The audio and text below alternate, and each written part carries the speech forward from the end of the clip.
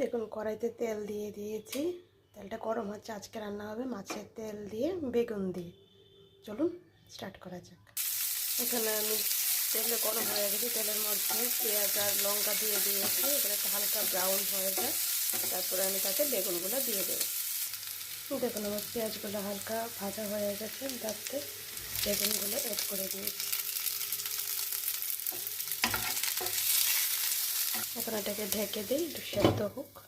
দেখুন বেগুনগুলো হালকা সেদ্ধ হয়ে গেছে, পাশের তেলটা আমি অ্যাড করে দেবো। অল্পই ছিল তাই অল্প করেই করছি, শুধু মিশিয়ে নেব। দেখুন তেলটাও আমার মোটামুটি ছেড়ে গেছে, এখন সব মশলাগুলো দিয়ে দেবো। আমি একে একে সব মশলাগুলো অ্যাড করে দিয়েছি, এটাকে মিক্সড করে নিই। দেখুন এটা মিক্সড হয়ে গেছে, এটা ঢেকে দিই। 5 মিনিটের মতন হবে। দেখুন এটা প্রায় হয়ে এসছে, হালকা একটু জল দিয়ে দেবো।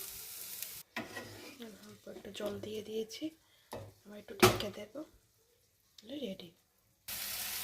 দেখুন আমাদের বেগুন দিয়ে মাছের তেল রেডি। গরম ভাতের সাথে সার্ভ করবেন, খেতে খুব ভালো হয়। একটু বাড়িতে ট্রাই করে দেখবেন।